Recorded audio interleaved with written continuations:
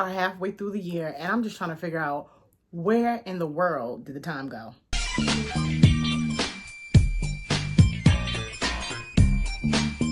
What's up, y'all? I'm Janice Savant and welcome back to my channel, Jen on Books.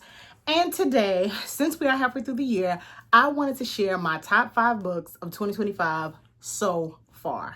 I'm not even gonna hold y'all. I already got 2 six-star reads this year. I got two. And I'm very, very happy for me for that. And yeah, I've been reading some really good books, some okay books. And yeah, I don't think I've read anything that I have really hated or anything that I really DNF'd. I may have DNF'd one. I think I DNF'd one book this year so far. So I'm really happy about that.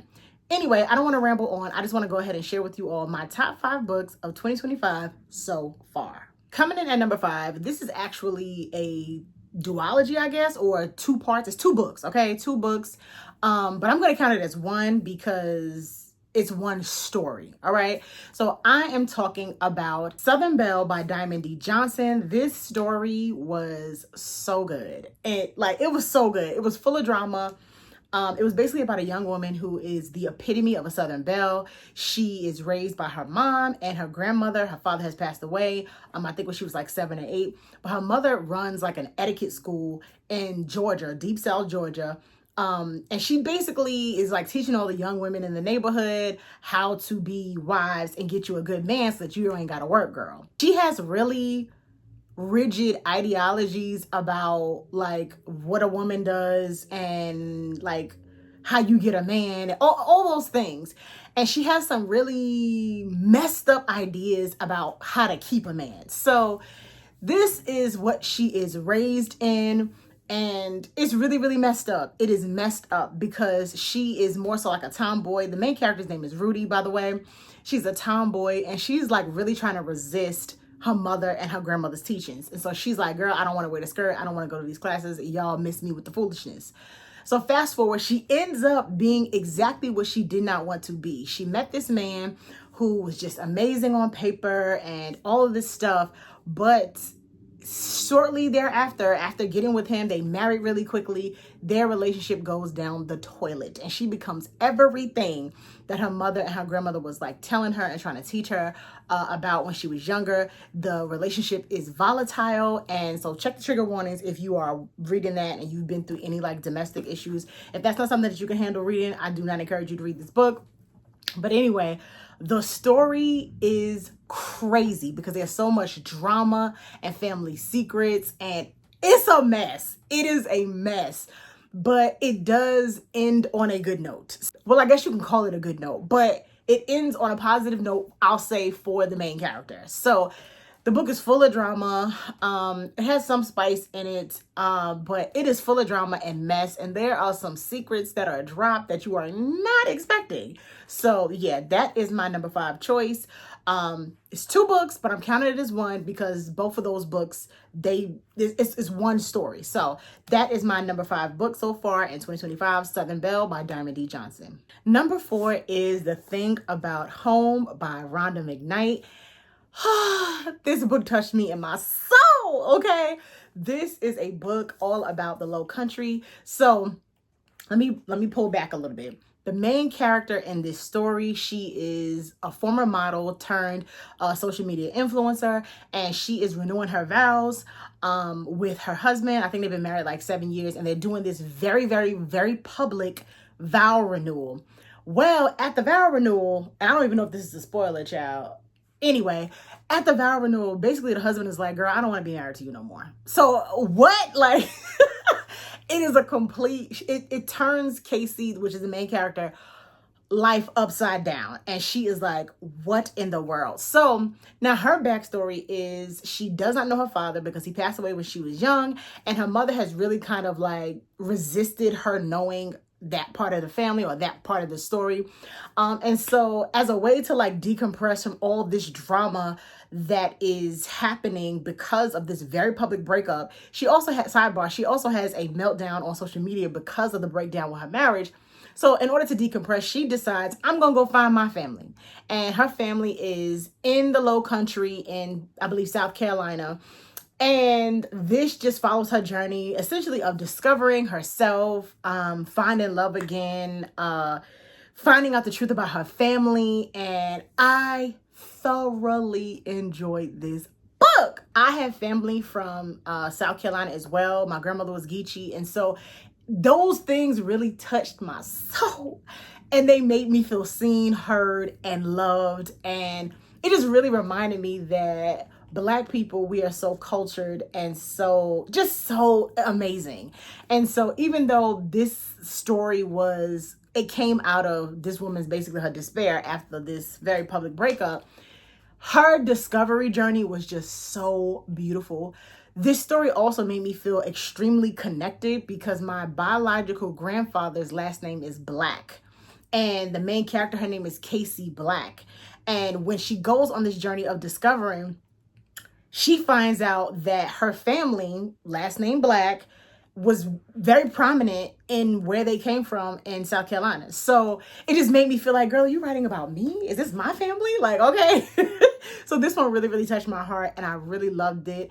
I believe Rhonda McKnight is a Christian author. So, no spice, no coarse language, anything like that, which I absolutely love because sometimes, like, we don't need all of that in books, okay? Not necessary. If you're a great storyteller, you can do so without it. But anyways, Rhonda McKnight, amazing. And at this point, she's probably an autobiography author for me as well because I do have another book on this list, which ended up being my 6-star read. So anyway, one of my 6-star reads. Anyways, this is number 4, The Thing About Home. Absolutely loved it. So, so, so good. Number 3 for me is actually a nonfiction book. And it is called Israelite, How to Know Your Identity Without Losing Your Savior. So one thing that you may or may not know about me is I love studying my history, knowing who I am, identity, all those different things. And I've been intentionally studying my history since the end of 2014, the beginning of 2015. And so I have a whole stack of books about if your family came to America through the transatlantic slave trade, the diaspora, you're an Israelite. All right, I'm just here to tell you, okay? You are an Israelite and you should be learning and studying your history. First and foremost, you can be studying it through the Bible, but there are so many amazing teachers and leaders in the Israelite community that have written books, and Ashonda McCants is one. She's also known as Ashonda at Large on YouTube, and she actually interviewed me because if you don't know, I'm a singer. I'm a gospel singer. Anyway, she interviewed me, I think, in September of last year, and she recently released this book, and it is so good. So, so, so, so, so good. So if you have been curious about your Israelite identity, why it matters, how your faith is connected to your identity, this is the book for you. Okay, so go ahead and pick it up. It is not a long read at all, but it is packed with power, packed with scripture, packed with just so much goodness, and it will take you on a road of discovering and embracing. And that's why I love this book. So, so good. Again, it's not long at all. I have so many highlights in here. I'm going to go back and read it again probably and just annotate and just do my thing. But this was an amazing book, extremely transformative. And if you want to know anything about your history, you need to read this. Okay, so we're down to the bottom 2, and these 2 are my 6-star reads for the year. 6-star reads are beyond a 5, obviously. And so for me, that basically means that they have touched my soul in a way that it just made me sit and just think. Okay, it has touched my soul. It is a book that I'm going to read again. It is a book that I want to pass down to somebody else. Like it has really, really like touched me in a very, very deep way and has caused a visceral reaction. All right. So just wanted to kind of explain that. 5 stars on the bomb. I will read it again. It was so good. Oh my goodness. But 6 stars, they kind of just like tip me over the edge and just make me feel deeply. Okay. Make me feel deeply and push me to the brink. So the first 6-star read of the year so far, and I'm just like so happy for me because I got 2 6-star reads. Okay, some people don't get 1 in a year, but anyway, the first 6-star read, I kind of hinted to you guys a little bit earlier, is by Rhonda McKnight, and it is Bitter and Sweet. Baby, this book, again, it is in the Low Country, and so that in and of itself made me just feel connected. And I'm not even gonna hold you. I read this one first, and I immediately ran and read this one because the feelings that it was giving me. And this one just took me over the edge. So good. So good. This story is about sisters that are a bit estranged. Their mom has passed away, and their grandmother essentially has summoned them back home because their grandfather is not well, and she wants them to take over the family. I think it's a bakery or a business or a restaurant, one of them. Child, it's food involved, okay? She wants them to take it over, and so they have to work through their relationship and with one another. And also within this book, they have, outside relationships. So one of the sisters is struggling because her child's father has passed away, and then the other sister is like, wealthy, but her husband, well, I don't know, it's probably going to be a spoiler, but she got issues with her husband. And so it's just a lot to work through. But then there is a third POV, which is from the past, which is, I believe, their great grandmother. And so her story is being told as like parallel to theirs. And it was just so good and so beautiful. And it really chronicled the story of these women just trying to make it, and how these different situations in their lives came to really kind of like stop them and to, maybe thwart their dreams and their plans, but they persevered. And Rhonda did this in this book as well. There's like, she connected the generations through like letters. And that's something that really, really, really touched me, because as much as I love to read, I love to write as well. And it just really showed me the importance of putting pen to paper, like put your story down. You know what I mean? Your ancestors, the generations coming behind you, need to know your story, because there may be something in your story that they can relate to and that will push them to persevere. And yeah, all the Geechee that was spoken in this book was so good. It just reminded me of my grandmother and just the stories that like she used to tell and the things that she used to say and how she used to do so. Again, these books, these two, felt like Rhonda, is she related to me? Like, do she know my family? Because I feel like Rhonda was writing these books about me. And yeah, this one is a 5, this one is a 6, because this one just tipped me over the edge.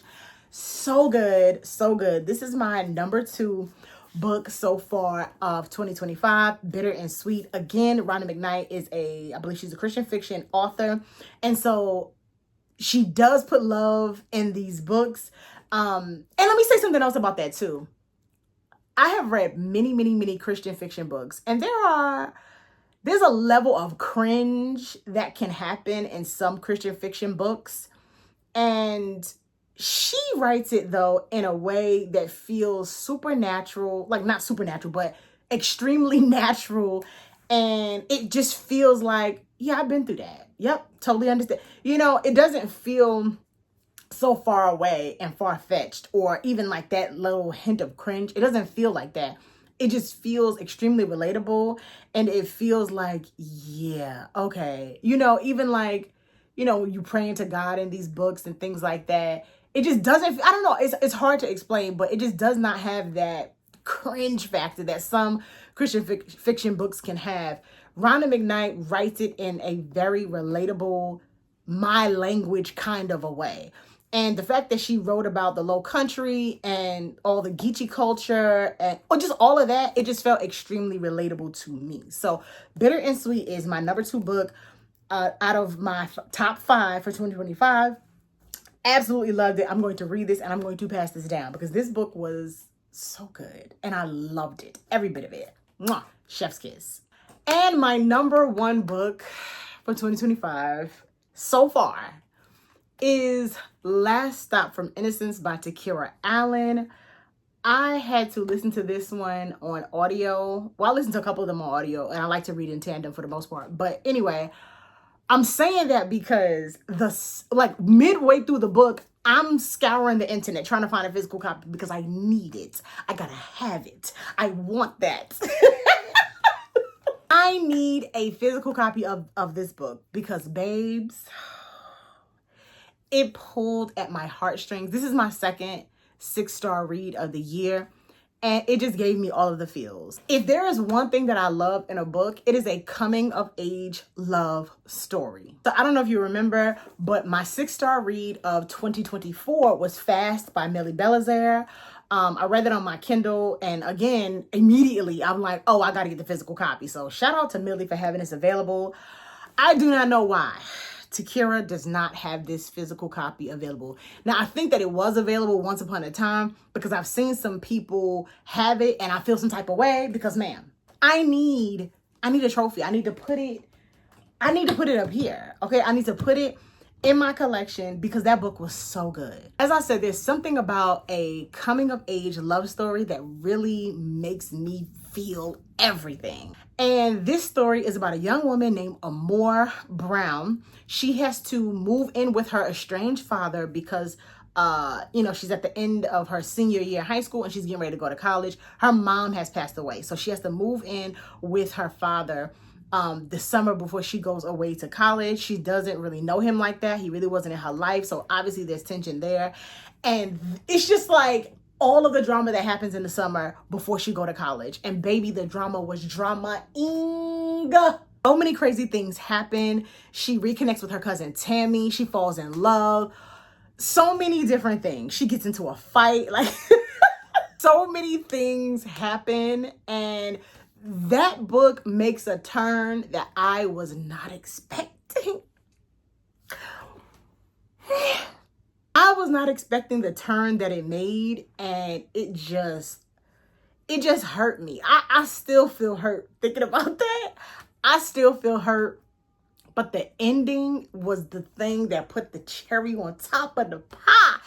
It was so good. The drama, the love, just everything about this book was so good, and I need it. I need to have a physical copy of this book. So Takira Allen, if you watching this video, girl, send me one. I'll pay you for it. But yeah, this is my #1 book so far for 2025. Takira Allen's Last Stop from Innocence was everything. If you like coming of age stories with love and drama and just stuff happening in the book, this is a book that you want to read. It is full. It's going to take you through the emotions. I'm going to tell you right now, it's going to take you through the emotions. Okay, so prepare your life, secure your edges, and just be prepared. All right. These were my top 5 books for 2025 so far.